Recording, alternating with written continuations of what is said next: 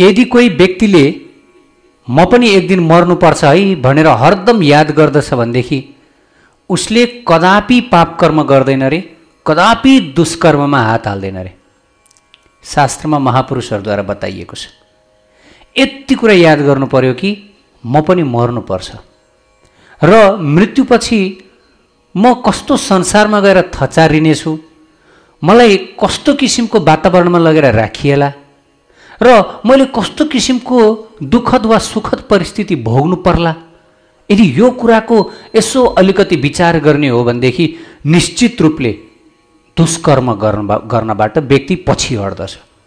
यस प्रसङ्गमा एउटा सुन्दर कथा प्रेमभक्ति चन्द्रिकाबाट म यहाँहरूलाई सुनाउन चाहन्छु। बडा सुन्दर कथा रहेको छ, कृपया सबैजनाले ध्यान दिएर सुन्नुहोला।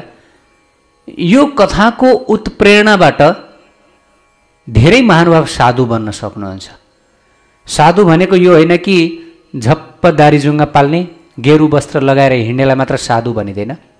साधु एउटा गृहस्थाश्रयी व्यक्ति पनि साधु बन्न सक्दछ, व्यापार बिजनेस गरेरै पनि साधु बन्न सक्दछ, अथवा आफ्नो संसारी कार्यकलापमै लागेर पनि व्यक्ति साधु बन्न सक्दछ र साथसाथै साधु बनेर हिँडेका व्यक्तिहरू पनि असाधु बन्न सक्दछन्। यो चेतनाको कुरो, विचारको कुरो। त एक राजा थिए, सबैले कृपया ध्यान दिएर सुनौ, यो बडा उत्प्रेरक कथा रहेको छ। एक राजा थिए। ती राजा अनेक किसिमका साङ्घातिक रोगहरूबाट आक्रान्त थिए र लगभग मृत्युवत नै थिए, मृत्यु शय्यामै पुग्नै लागेका थिए। अनेक किसिमका चिकित्साहरूद्वारा पनि ती राजाले आफ्ना व्याधिहरूको समाधान गर्न सकेका थिएनन् र अब जिउने आशा उनले त्यागिसकेका थिए। त्यसै क्रममा एक दिन राज्यमा एकजना साधुको आवागमन भयो। राजाको स्वास्थ्य सबल बनाउनका लागि साधुले कुनै एउटा वृक्षको पत्ताको रस पिउने सल्लाह दिनुभयो। हे राजन, तपाईको यो जुन रोग छ, यो रोग निराकरण गर्नको लागि एउटा वृक्षको पत्ता छ, त्यो पत्ताको रस प्रत्येक दिन तपाईले पिउनु भयो भनेदेखि तपाईको त्यो रोग निको भएर जान्छ भनेर यस प्रकार राजालाई साधुले उपदेश दिनुभयो। अनि यति मात्र होइन, साधु स्वयंले राजाको रक्षाका लागि भनेर त्यो वृक्षको पत्ता ल्याएर त्यो वृक्षको पत्तालाई पिसेर त्यसको रस राजालाई पिलाउन थाल्नुभयो। अनि जति रस राजाले पिउँदथे त्यसको 3 गुणा रस साधुले राजाको सामु बसेर नित्य पिउनुहुन्थ्यो। 3 गुणा बढी है। मानौ यदि राजाले 1 कप त्यो वृक्षको पातको रस पिउँदथे भने साधुले 3 कप पिउनुहुन्थ्यो। मन्त्र शक्तिले जसरी त्यस वृक्षको पत्ताको रसपानद्वारा राजाको व्याधि अर्थात् बिमारी शीघ्र नाश भएर गयो र राजा क्रमशः स्वस्थ सबल हुँदै गए। उनको शरीर क्रमशः तेजले भरियो। तर सबैजनाले सुनौ, तर तेजो वृद्धिका साथसाथ उनको मनमा अत्यन्त अपवित्र भाव, कामना, वासना, कुप्रवृत्ति, उत्तेजना पलाउन थाल्यो।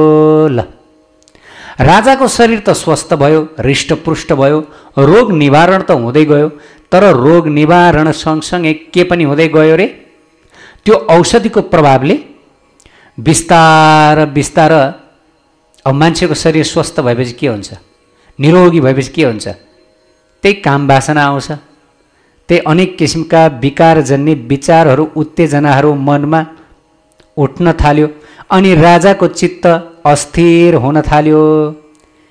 एक दिन रसपान गर्दै गर्दै राजाले साधुसँग बोले, हे भगवान, हजुरले दिनुभएको रसको पानद्वारा म त व्याधि मुक्त त भएँ, रोगमुक्त भएँ, मेरो देह तेज भयो, पुष्ट भयो, तर मेरो मनमा अपवित्र भाव, काम वासना जागेर मलाई लागिरहेको छ कि अब म कुपथतर्फ अग्रसर हुँदैछु, विनाशको बाटोतिर जाँदैछु कि जस्तो मलाई लाग्यो। हजुरसँग म सोच्दछु कि साधुवर, हजुर नित्य मभन्दा 3 गुणा बढी रस पिउनुहुन्छ, तर पनि हजुरको ब्रह्मचर्य अटुट रहेको छ। यो कसरी भयो? मैले भने हजुरको भन्दा 3 गुणा कम रस पिइरहेको छु, तर मेरो भनेदेखि मनमा काम वासना आइरहेको छ, यस्तो किसिमको विचारहरू आइरहेछ, अधैर्य। त साधु उहाँले राजाको भन्दा 3 गुणा बढी रस पिइरहनु भएको छ, तर पनि उहाँ अटुट रूपमा ब्रह्मचारी भावमा हुनुहुन्छ, उहाँमा कुनै किसिमको खराब विचार आएको छैन।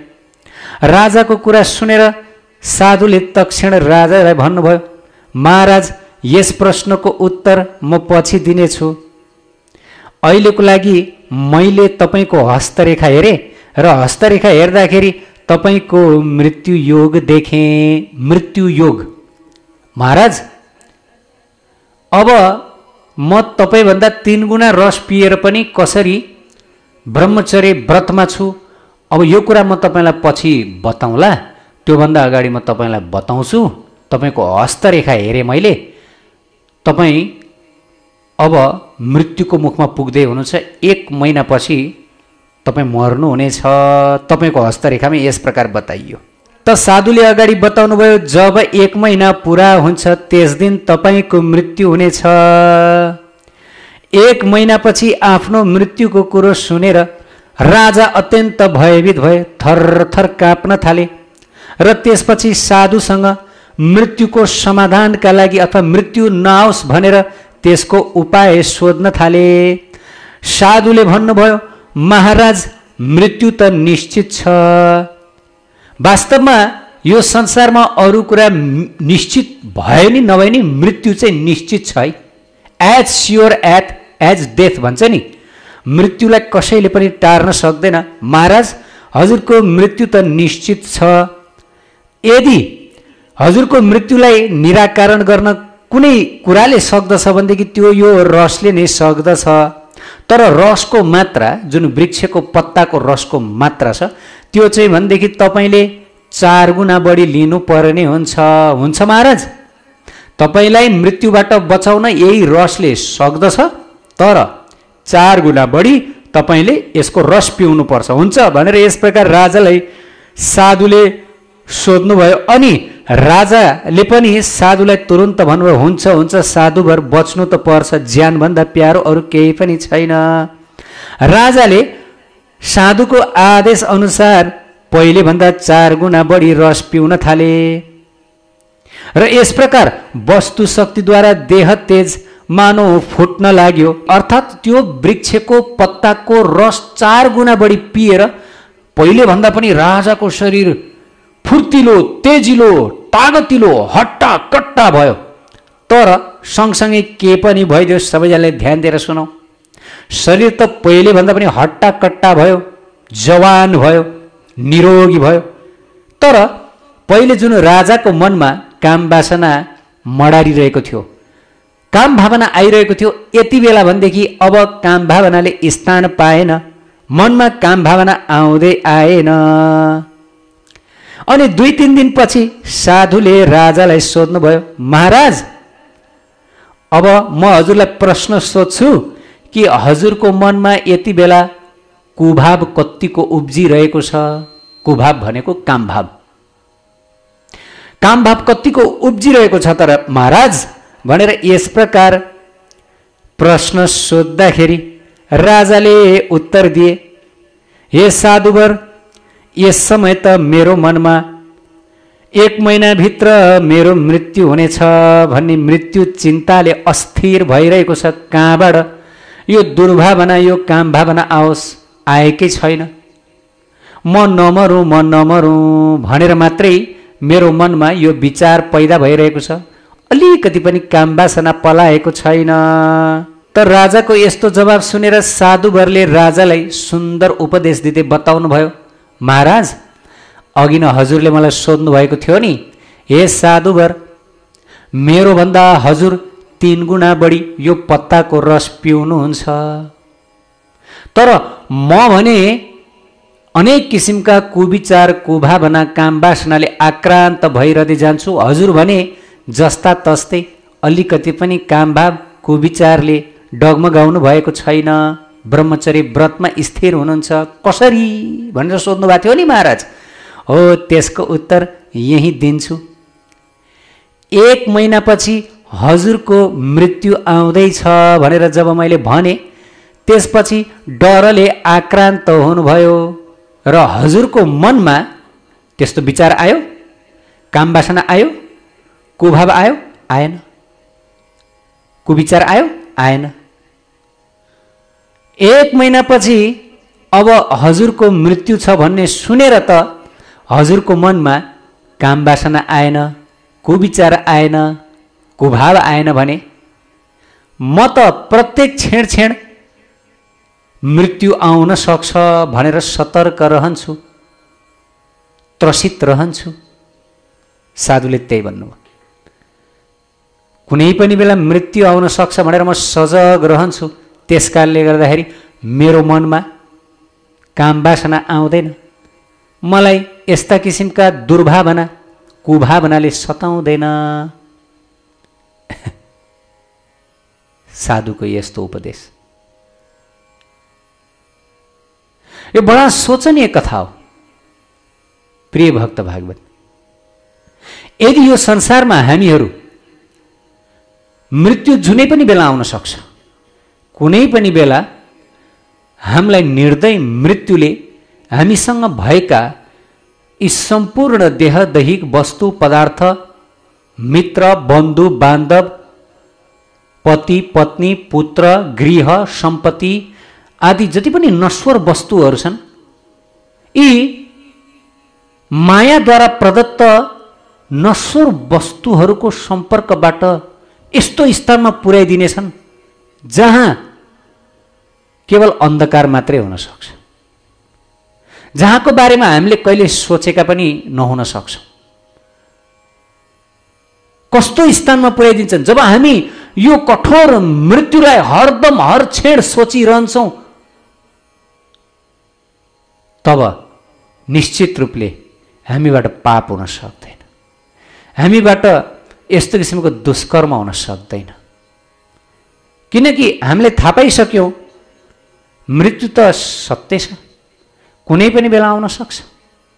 यो होइन कि 70 वर्ष 80 वर्ष पुगौँला त्यसपछि बाजा बजाएर मृत्यु आउला, त्यो पनि होइन। मृत्यु जुनै पनि बेला आउन सक्छ विदाउट नोटिस, कुनै पनि सूचना प्रदान नगरिकन। मृत्युले सूचना दिनु आवश्यक छैन। मृत्युको सूचना नै मृत्यु हो, बस। मृत्युको सूचना मृत्यु हो। तर आजकल किनभने मानिसहरू मृत्युदेखि डराउँदैनन्, उनीहरूलाई मृत्युको भय नै छैन, तर पनि भएछ। किन भएछ? किन भन्दा संसारमा मानिसहरू मृत्युबाट बच्नको लागि त यत्र यत्र हस्पिटल खोलेर बसिरहेका छन्, मृत्युबाट बच्नको लागि त यति ठुल्ठुलो घर बनाएर बसिरहेका छन्, घरमा पनि यत्रो यत्रो वाल छ। हेर्नुहोस् त, मृत्युबाट बच्नको लागि मानिसहरूले कति तयारी गरिरहेछ। यताबाट मानिसहरू मृत्युदेखि डराइ पनि रहेका छन् जस्तो देखिन्छ, र यताबाट मानिसहरू चाहिँ भन्दछन् मलाई मृत्युसँग डर छैन। यो मिथ्या हो। सबैलाई मृत्युसँग डर छ। हरेक जीव, हरेक प्राणी, एउटा कौवा, एउटा चरा जब चारो टिप्न लाग्छ त्यो बेला आफ्नो शिर घुमाउँछ, कसैले मलाई आएर आक्रमण गर्ला कि। हरेक व्यक्तिको मनमा भय छ त्यो चराको जस्तै, कसैले मलाई पछाडिबाट सुट गर्ला कि, कसैले मेरो धन सम्पत्ति लुट्ने क्रममा मलाई नै मार्ला कि, वा कसैले मलाई होइन कहीँबाट आकाशबाट मिसाइल खसेर बम खसेर न म मर्छु कि, अथवा गाडी चलाउँदै गर्दा म मर्छु कि, काहीँ न काहीँ म मर्छु कि भन्ने, अथवा रोग लागेर म मर्छु कि। हरेक व्यक्तिमा मृत्युको भय छ। हेर्नुहोस् है, हरेक प्राणीमा। तर यहाँ बताइयो यदि यो मृत्युको भय हामीहरूले महसुस गर्दछौँ, रियालिटीमा जुन भय छ त्यो भयलाई हामी हरदम महसुस गर्दछौँ। महसुस, म मर्नुपर्छ, म मर्नुपर्छ, र मसँग भएका हर चिजहरू मैले छोड्नुपर्छ। मैले मेरो स्त्री पुत्र कुटुम्ब सम्पत्ति घरबार सबै त्याग्नुपर्छ। अब जुन कुरा मैले एक दिन त्याग्नुपर्छ, अब म त्यसको लागि किन पाप कर्म गरौँ? यो शरीर जसलाई म यति माया गर्छु, यति प्रेम गर्छु, यो शरीरलाई पनि मैले छोड्नुपर्छ, त्याग्नुपर्छ। जबकि यो शरीरलाई नै मैले त्याग्नुपर्छ। एक दिन मलाई कठोर मृत्युले यो शरीरबाटै छुटाएर कहाँ लिएर जान्छ, कहाँ लिएर जान्छ, कस्तो योनिमा पुर्याउला, कस्तो दुनियाँमा पुर्याउला, कस्तो किसिमको ताप, कस्तो किसिमको खतरनाक स्थितिमा पुर्याउला त्यो मलाई थाहा छैन भने अब म किन यो संसारमा यी जो मेरा 2 दिनका जो सम्बन्धहरूको लागि म पाप कर्म गरौँ? हो, यो सोच्दछ। जसरी यो राजाको शरीर स्वस्थ हुँदै गयो, शरीर स्वस्थ हुँदै गए सँगसँगै राजाको मनमा काम वासना पलायो। किन भन्दा राजाको मनमा मृत्युको भय थिएन। सुरुमा मृत्युको भय थियो, तर जब रोग निको हुँदै गयो त्यसपछि अब मृत्युको भय भएन। अनि त्यसपछि अब भोगको वासना पलायो। अब संसारमा मोज गर्ने, मस्ती गर्ने, संसारमा जब व्यक्तिहरू मोज मस्ती गर्न, संसारी भोग विलासमा लाग्न थाल्छ, निश्चित पाप कर्म हुन्छ। संसारमा भोग गर्न, मोज मस्ती गर्न सजिलैले सकिँदैन मित्र, त्यसको लागि पापै गर्नुपर्छ।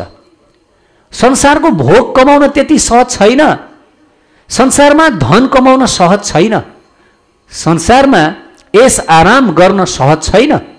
त्यसको लागि चोरी, डकैती, ठगी, भ्रष्टाचारी, अनेक किसिमका लुटा प्रवृत्ति, अनेक किसिमको पाप कर्म, हत्या, हिंसाको सहारा लिनुपर्ने हुन्छ। यथार्थमा यो शास्त्रमा बताइएको छ। बिना पाप कर्म मनुष्यले संसारमा भौतिक ऐश, आराम, सुख, भोग लिन सक्दैन। सक्दैन। त प्रिय भक्त बाबु, जब व्यक्तिले मृत्युको भयलाई महसुस गरिरहन्छ, सेकेन्ड पल पल, हो मृत्यु जुनै पनि बेला आउन सक्छ र मलाई संसारबाट चुडेर लिएर जान सक्छ, म पाप कर्म गर्दिनँ, म यो दुर्भावना मनमा राख्दिनँ, म यो काम भावना राख्दिनँ। त साधुको जीवनबाट हामीले यही बुझ्यौँ कि साधु, उहाँको शरीर स्वस्थ हुन्छ। राजाको भन्दा 3 गुणा बढी त्यो रस पिएर पनि, अर्थात् त्यो जुन स्वस्थवर्धक, आयुर्वर्धक रस पिएर पनि साधुको मनमा काम भावना आएन, साधुको मनमा खराब विचार आएन, जस्ता तस्तै। त राजाको मनमा काम भावना आयो, अनेक किसिमका कुविचार, कुभावना पलायो। किन भन्दाखेरि साधुको मन हरदम यो विचारले युक्त हुन्छ कि कुनै पनि बेला मेरो मृत्यु आउन सक्छ र म कुनै पनि बेला मर्न सक्छु। त्यसकारणले गर्दा मैले सत्कर्म छोड्नुहुन्न, मैले भगवानको स्मरण गर्न छोड्नुहुन्न। त्यसबेला गीतामा भगवानले के बताउनु भयो? किम पुनर्ब्राह्मण पुण्य भक्ता राजर्ष यस तथा अनित्यम असुखम लोकम इमम प्राप्य भजस्व माम। हे अर्जुन, यस्तो अनित्य लोकमा आएका छौ, अशाश्वत लोकमा आएका छौ, त्यसकारण मेरो भजन गर। शुद्ध ब्राह्मण राजर्षिहरूको बारेमा त के बताउनु? मानव देह पाएका छौ, अनित्य संसारमा आएका छौ, मेरो भजन गर, भजन गर, मेरो भजन गर। भजन तेमाम, भगवानले गीतामा सबैतिर केवल भजन गर, केवल भक्ति गर, केवल भक्ति गर, केवल भगवानलाई प्राप्त गर्नको लागि जीवनमा जिउ। मानव जीवनको उद्देश्य यही हो। अरू त सब कुरो यो संसारमा निश्चित रूपले हामीबाट छोडिँदै जानेछन्। मायाले यस्तो किसिमको कार्य गरेकी छिन्, अनात्म वस्तुलाई आत्मा वस्तु बनाइदिएकी छिन्। अनात्म अर्थात् हाम्रो आत्मासँग कुनै पनि पदार्थ वस्तुको कुनै सम्बन्ध छैन, तर पनि मायाको चाल कस्तो भयो भन्दा अनात्ममा आत्मावत गराइदिन्। यी सम्पूर्ण कुराहरू हाम्रो आत्माका चिज, हाम्रो आत्माको सम्बन्ध नभएका चिजहरू। यथार्थमा जति पनि पदार्थ, जति पनि हाम्रो सम्बन्ध, जति पनि हाम्रा इष्टमित्र, आफन्त, स्त्री, पुत्र, घरबार, सम्पत्ति, जग्गा, जमिन, यी वास्तवमा हाम्रो आत्माको, यिनीसँग केही सम्बन्ध नै छैन।